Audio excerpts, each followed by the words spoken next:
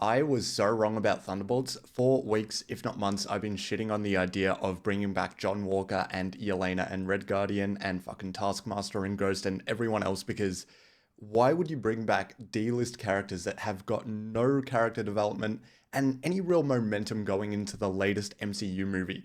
And I fully admit I think I spoke too soon. Let's do a little previously on this channel because you can just see how wrong I was before we get into the rest of this review. So my prediction for Captain America is going to be, oh, we're definitely not back. And then for Thunderbolts is, we're so not back. We are in the fucking dumps with that movie. And then I think Fantastic Four will shoot back up and everyone will be like, oh, the MCU's back. So yeah, I was wrong. I spoke too soon. Anyway, Thunderbolts is directed by Jake Schreier and it stars Florence Pugh, Lewis Pullman, David Harbour, Wyatt Russell, Sebastian Stan, Hannah John Kamen, and Julia Louis-Dreyfus. Did I forget anyone? No, that was a fucking mouthful. Anyway, the Thunderbolts are brought together in a somewhat reluctant fashion in a last-ditch effort to pretty much get rid of some very important evidence for Valentina Allegra de Fontaine. And once they realize the true nature of this mission, they need to pretty much team up and fight to get back their freedom and also take out the new threat that is the villain of the movie, the Sentry. So let's talk about what I liked and disliked and all the rest of it, because I think going into this movie I had really low expectations, so they were pretty much blown out of the water. But the number one thing I think this movie really needed to get right, and they did get right, was the chemistry between all the actors.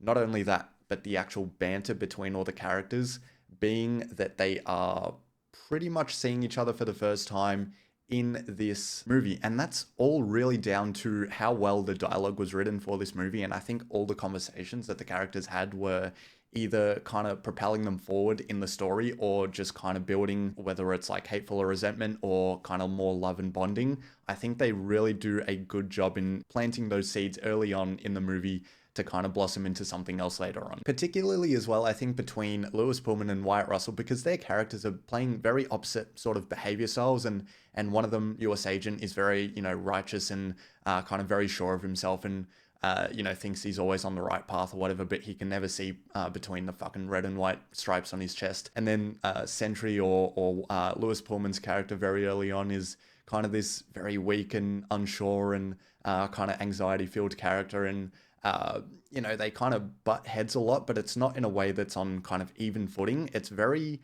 kind of demeaning for Lewis Pullman's character and Sentry, and it's kind of shown in a way that's kind of bullying towards him, which I really liked, and it kind of they really played off each other really well. And like I said, those seeds were sowed so early on in the movie, and they were very entertaining to watch and kind of see where they go on to later on. But for the most part, you're seeing the movie through the lens of Yelena, who's played by Florence Pugh, of course, probably the biggest star in the movie aside from Sebastian Stan as well, of course, who's in it. But you get to understand the most about Yelena. I think the Thunderbolts are kind of ranked in order of importance, and then at the most important, which is Yelena, you get to know the most about her, and then it kind of goes down from there. And David Harbour, you get to know the second most about him and where his character's been and what he's doing. From there, Sebastian Stan, of course, Bucky, you get to know where he's been, what he's doing. Obviously, he's in Congress at the moment and trying to kind of get a position in government. But from there, I'd also say Wyatt Russell is pretty well explained. US Agent, you kind of get to understand what he's been doing as well, but it's not as important. But you still get to know it. Then there's like Taskmaster and Ghost, who are probably my two biggest disappointments of the movie. And when it comes to Taskmaster, I think the character was just completely underutilized, which is a real shame because they're actually pretty cool. And then when it comes to Ghost in this movie, they're in quite a lot more of it than Taskmaster is. But where Ghost left off in Ant-Man and the Wasp, with the kind of challenges she had and everything, they seem to be in a better circumstance now, but those circumstances aren't explained, and then she just kind of seems better, happier, not so depressed. But you kind of don't get to understand why, which is a real shame because you want to understand these characters to kind of get to know them better and be able to root for them more, but you just don't get to root for Ghost that much because you don't really know what happened in between the events of Ant-Man and the Wasp and Thunderbolts. And it's not like we're getting a Ghost movie anytime soon. This was pretty much our only opportunity to kind of understand Ghost a little bit more, because I don't think we're going to be seeing very much of her going forward, or at least even if we do, I still think it's going to be on a very small scale like it was in this movie. And the reason I harp on so much about the characters in this movie is because at the end of the day, it is a team up movie. It is an ensemble cast. If you build interest with these characters now, people will want to see them more in the future, which is really good for you, of course. Or Disney or Marvel or whatever it is, and us, because we get to see more of the characters that we like. And speaking of characters that we like, I think David Harbour as Red Guardian was an absolute scene stealer. He was so funny and hilarious in the movie. He got so many laughs from my cinema every time he was on screen. And he's pretty much the glue of the team. He's what makes everyone stick together, which is really good. But every piece of dialogue that was written for him and all his mannerisms and his accent and everything like that just made the character so enjoyable to watch and so funny. And I really enjoyed him in this movie. He was fantastic. All right, let's move on from the characters. Let's talk about the action, because this is a superhero movie, which also means that it's an action movie, and all of the action, the hand-to-hand combat, the powers and everything like that were all shot really, really well and super creatively. And for the letdown that Captain America 4 was, the action in this movie is actually clear and you can see it, and there's not like a million cuts in between every single hit.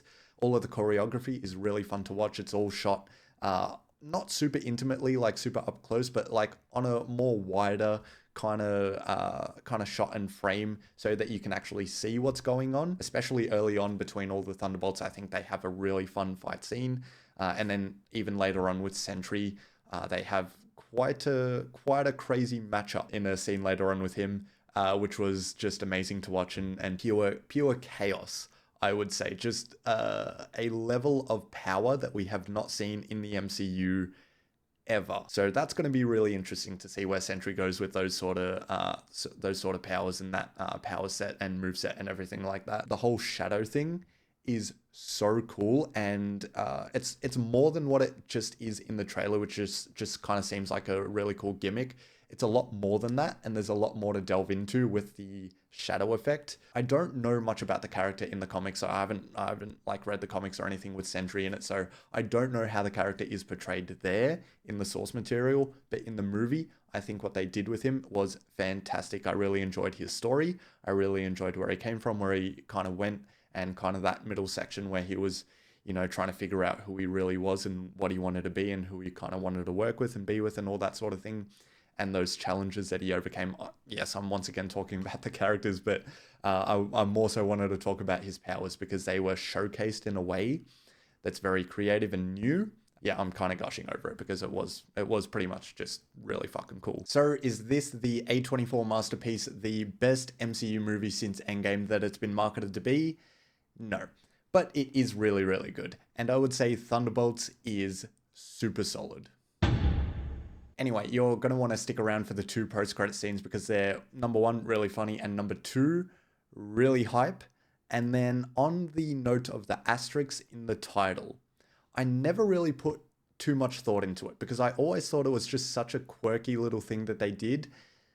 But then the way it's explained in the movie is pretty cool, I would say. It's funny and also really, really cool.